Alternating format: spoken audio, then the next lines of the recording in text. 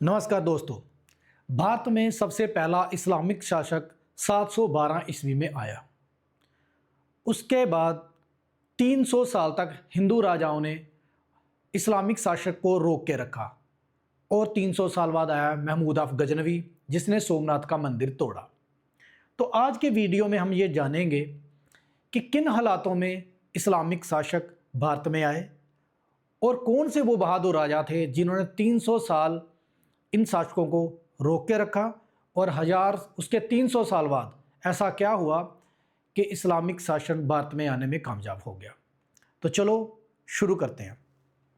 तो सबसे पहले हमें ये देखना है, थोड़ा हम इसके ओवरव्यू में जाएंगे कि इस्लामिक शासक भारत में आने से पहले कैसे चल रहा था। थोड़ा ओवरव्यू दूंगा मैं आपको, ठीक है।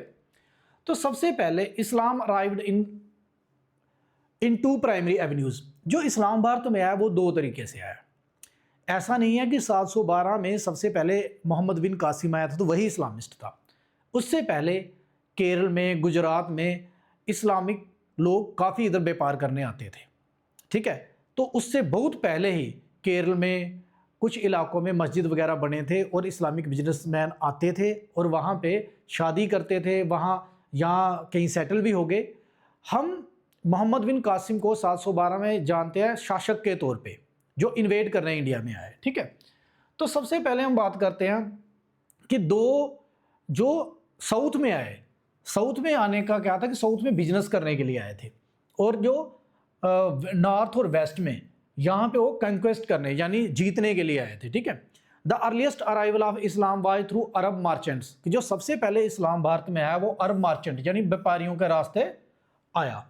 मालाबार कोस्ट, केरला में, गुजरात में और तमिलनाडु में, ठीक है। अरब ट्रेडर्स जो हैं उनके बड़े अच्छे और पीसफुल रिलेशन थे इंडियन बिजनेसमैन के साथ। तो सबसे पहला मॉस्क यानी सबसे पहला जो मस्जिद बना था वो कहाँ बना था? हिंदू किंग ने बनवाया था। जो सबसे पहला मस्जिद बना था हिंदू किंग ने बनवाया था।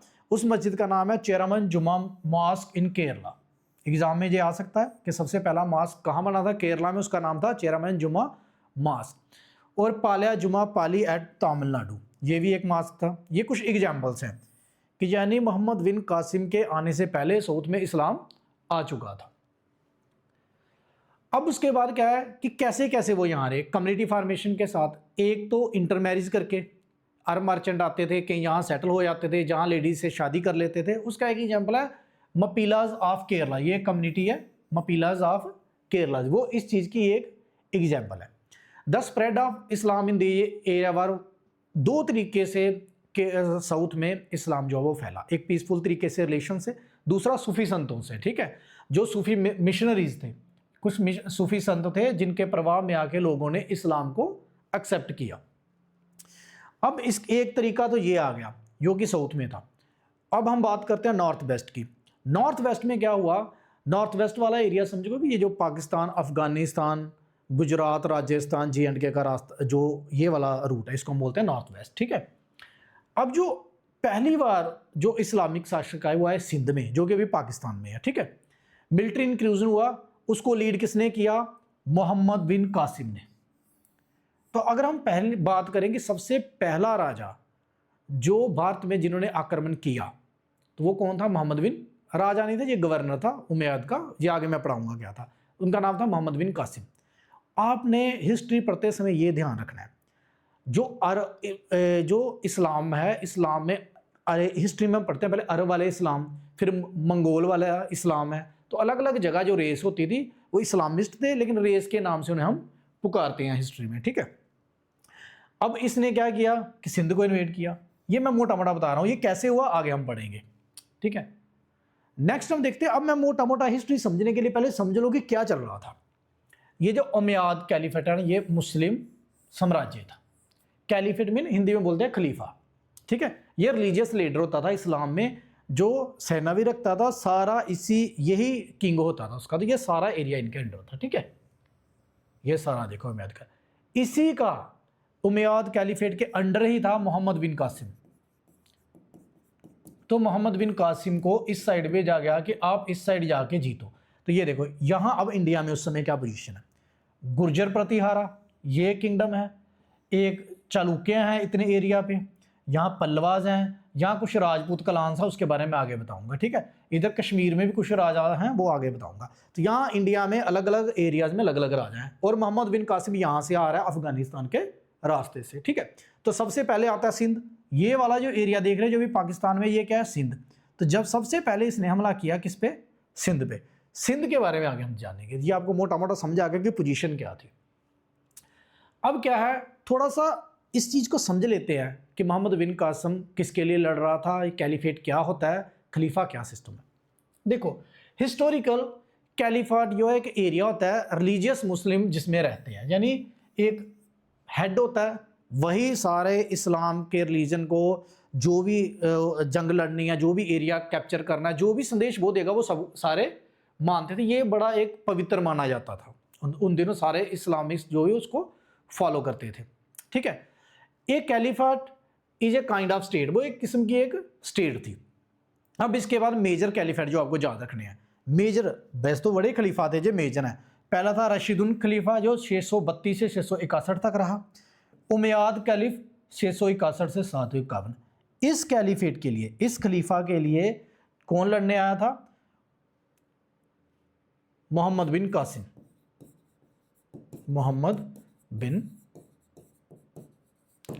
कासिम, ठीक है। उसके बाद अब्बासिद कैलिफेट है, फिर उसके बाद ओटोमन कैलिफेट रहा। तो ये अलग अलग टाइम पे खलीफा रहे हैं। हम बात करें, ये उमैयाद एक कैलिफेट थी जिसके अंदर मोहम्मद बिन कासिम थे। अब मोहम्मद बिन कासिम क्या थे, मोहम्मद बिन कासिम एक मिलिट्री कमांडर थे, उस अरब मिलिट्री कमांडर थे, ये अरब से थे, सऊदी अरब से, ठीक है। अरब मिलिट्री कमांडर थे। उमैयाद कैलिफेट जो लीड कर रही थी इस युद्ध को, यानी उमैयाद कैलिफेट के लिए लड़ने आए थे सिंध और पंजाब में, ठीक है। उस समय पंजाब और सिंध एक ही इलाका था सारे का सारा, ठीक है।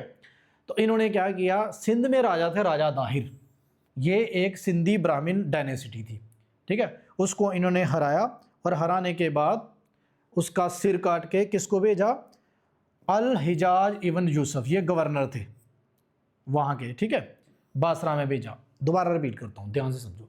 मोहम्मद बिन कासिम कौन था, उमैयाद कैलिफेट का गवर्नर था, उसको उन्होंने भेजा लड़ने के लिए। उसने सिंध और पंजाब को जीता। सिंध और पंजाब में उस समय राजा कौन थे, राजा दाहिर, ये एक सिंधी ब्राह्मण डायनेसिटी थी, ठीक है। तो इसको हराने के बाद इसका सिर काट के किसको भेजा, अल हजज इब्न यूसुफ को भेजा, जो मिलिट्री कमांडर था मोहम्मद बिन कासिम ने, ठीक है। ये फर्स्ट मुस्लिम था, ये first Muslim to have successfully captured Indian land, कि जो इंडियन लैंड थी उसको पहला मुस्लिम रूल मतलब इंसान था जिसने हासिल किया था, ठीक है। Beginning of Muslim rule in south Asia, ठीक है। एशिया, साउथ एशिया में मुस्लिम रूल की स्थापना यहाँ से हुई। तो कई बार एग्जाम में, अब इसमें एग्जाम से रिलेटेड क्या क्वेश्चन आ सकते हैं। सबसे पहला क्वेश्चन कि जो मोहम्मद बिन कासिम था वो किस कैलिफेट के लिए लड़ा था, उमैयाद कैलिफेट के लिए। उसने जीता कौन सा इलाका, सिंध और पंजाब। वहाँ किंग कौन थे, राजा दाहिर। तो राजा दाहिर का सिर काट के कहाँ भेजा उसने, अल हजाज बिन यूसुफ, ठीक है। और ये कई बार ये भी आता है कि कौन सा फर्स्ट मुस्लिम था जिसने इंडियन लैंड को कैप्चर किया था, तो वो थे मोहम्मद बिन कासिम। अब मोहम्मद बिन कासिम क्या था कि इसके बारे में सोचते हैं सबसे पहले कि मोहम्मद बिन कासिम के बारे में एक मैं आपको बता देता हूँ। मोहम्मद बिन कासिम जो है वो नेफ्यू और सनी ला था अल हिजाज इब्न यूसुफ, जिसको उसने अपनी इसकी राजा दाहिर की गर्दन काट के भेजी थी। उसका ये भतीजा भी था और उसका ये जवाई भी था, ठीक है। ये कौन था, ये गवर्नर था इराक का, ये इराक का, ये भी कैलिफेट के अंदर था, जो कैलिफेट के अंडर ही काम करता था, अल हजर इब्न यूसुफ, ठीक है। और ये बड़े खास लिंक थे इनके कैलिफेट के साथ। अब क्या हो गया कि जैसे 712 ईस्वी में इसने राजा दाहिर का सिर काटा था, उसके बाद क्या अल हजाज जो है वो ख़त्म हो गया, उनकी डेथ होगी 714 में, ठीक है। और उसी समय जो कैलिफेट था अल वालिद, उसकी भी डेथ होगी। अल वालिद सबसे हेड ऑफ द स्टेट था कैलिफेट, उसका खास कौन था, अल हिजाज, और अल हिजाज का खास कौन था, मोहम्मद बिन कासिम। अब क्या हो गया कि जो नया कैलिफ बना, खलीफा बना, सुलेमान इब्न अब्द अल मालिक, ये किसको नहीं पसंद करता था, ये अल हजाज, यानी ये जो अल हजाज इब्न यूसुफ था इसको पसंद नहीं करता था, और उसके फैमिली एसोसिएट इसके साथ नहीं बनती थी। इसलिए इसने मोहम्मद बिन कासिम को वापस बुला लिया 715 में, जैसे ये खलीफा बना इसने मोहम्मद बिन कासिम को वापस बुला लिया। मैं थोड़ा रिपीट कर देता हूँ ताकि आपको अच्छी तरह समझाए। सबसे पहली बात, जो मोहम्मद बिन कासिम है वो भतीजा और जवाई था किसका? अल हजाज इब्न यूसुफ का, ठीक है। और अल हजाज इब्न यूसुफ क्या था? गवर्नर। और इसका किसके साथ अच्छी बनती थी? अल वाहिद वन के साथ, ठीक है। वो कौन थे? वो खलीफा थे जिनकी 714 में डेथ होगी। जैसे डेथ हुई तो नए खलीफा बन गए सुलेमान इब्न अब अल मलिक, और ये पहले इस गवर्नर को पसंद नहीं करते थे, तो इसने इसके गवर्नर और उनके रिश्तेदारों को ठिकाने लगाने की प्लानिंग कर ली। फिर मोहम्मद बिन कासिम को इसने दोबारा बुलाया, अरेस्ट किया 715 में और इसको मार डाला। ये एक स्टोरी है, मतलब स्टोरी क्या हिस्ट्री है कि उसको मार डाला। अब इसमें एक और स्टोरी है, वो भी एक हिस्टोरिकल फैक्ट है, ठीक है। क्या है कि राजा दाहिर की दो बेटियां थी। राजा दाहिर की दो बेटियां थी, उनका नाम था ये एक चचनामा, एक बुक है, ये याद रखना आपने, ये बुक है एक चचनामा। किसने लिखी है? मोहम्मद अली बिन अबू बकर। ये याद रखना, ये एग्जाम में पूछा जाता है। चचनामा का मतलब होता है हिस्ट्री ऑफ सिंध, सिंध का इतिहास। इस हिस्ट्री में चचनामा में लिखा है कि जो राजा दाहिर थी उनकी दो बेटियां थी, एक का नाम था सूर्या देवी और एक का नाम था परिमल देवी। बड़ी बहादुर लड़कियां थी। तो मोहम्मद बिन कासिम ने जब जीता इनको, जब उन्होंने राजा जीता, राजा दाहिर की गर्दन काट दी, तो वो दोनों बेटियों को उठा के ले गया अपने मास्टर को पेश करने के लिए। तो जब ये दोनों बेटियां उस मास्टर के आगे पेश हुई, तो इन बेटियों में से जो बड़ी वाली बेटी थी, इसका नाम था सूर्या देवी, इसने बोला कि मुझे तो आपके सामने पेश किया जा रहा है, लेकिन मुझे पहले ही आपके कमांडर जो है उसने दूषित कर दिया है, मोहम्मद बिन कासिम ने। इसी बात से गुस्सा आके इनके मास्टर ने मोहम्मद बिन कासिम को मौत की सज़ा दी, और मोहम्मद बिन कासिम को एक ऑक्स होता ना, ऑक्स मीन बैल, उन्होंने सज़ा दी कि इसको बैल का पेट काट के इसको बीच में लगा के स्टिच कर दिया जाए। तो उन्होंने ऐसी ही सज़ा दी, उसको बैल का पेट काटा, इसको उसके बीच में डाल के स्टिच कर दिया, और ये दमघुट रेसिस की डेथ होगी। ये भी एक हिस्टोरिकल फैक्ट है, ठीक है। ये भी इसमें लिखा हुआ कि उसकी डेथ ऐसे होगी थी। अब नेक्स्ट आते हैं, अब हम ये जानते हैं कि ये अब्दुल बिन कासिम आया, उसने राजा दाहिर से जंग की, राजा दाहिर को हराया, पंजाब और सिंध जीत लिया, लेकिन उसके बाद वो वापस चला गया। लेकिन अब सोचने वाली बात यह है कि 712 ईस्वी की बात है, और इसके बाद 300 साल इसके बाद जो इस्लामिक रूलर सिंध और पंजाब से आगे आया वो था मोहम्मद महमूद गजनवी। तो 300 साल कोई भी राजा इंडिया में क्यों नहीं दाखिल हो सका, पंजाब और सिंध के आगे क्यों नहीं आ सका? उसके कारण है, सबसे पहला, अब ये ना, why Arabs fail to invade India from 701 300 साल तक कोई नहीं आ सका। सबसे पहली बात कि उसका जो स्ट्रॉन्ग कमांडर था मोहम्मद बिन कासिम, वो मारा गया 715 में। वो स्ट्रॉन्ग कमांडर था और इस जगह को अच्छी तरह जानता था। दूसरा, एक डेजर्ट पड़ता था रास्ते में, डेजर्ट मीन मरुसतल, जहाँ रेत ही रेत होती है, ठीक है। एक डेजर्ट पड़ता था रास्ते में, वो बड़ा खतरनाक था, उसको पार करना बहुत मुश्किल था, क्योंकि इनका बेस बहुत दूर था, वहाँ से यहाँ तक पहुँचना बहुत मुश्किल था। हॉट डेजर्ट, बड़ी गर्मी का मौसम था, डेंस फॉरेस्ट थे, जंगल बड़े घने थे, बड़ी बड़ी नदियाँ थी, इंदुस और इनकी ट्राइब्यूटरीज। तो इतने ज़्यादा बैरियर को पार करना किसी के बस की बात नहीं थी।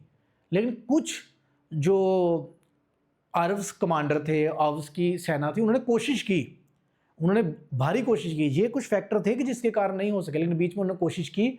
लेकिन जो भारत के उस समय राजा थे वो स्ट्रांगली लड़े और उन्होंने उनको खदेड़ा। अब हम देखते हैं कि वो कौन कौन से राजा थे, किस किस एरिया से बिलोंग करते थे, जिन्होंने 300 साल भारत में इस्लामिक शासन को स्टेबलाइज नहीं होने दिया। सबसे पहले मैंने ये लिखा इधर, किंग, राजा कौन था, डायनेसिटी कौन सी डायनेसिटी से था, और उसने क्या क्या किया। सबसे पहले नागवटा गुर्जर और प्रतिहारा का, ये याद रखना इतिहास में। अरबों को जो खौफ गुर्जरों का था ना, गुर्जर प्रतिहारा का क्या खौफ था कि वो डरते थे इनसे।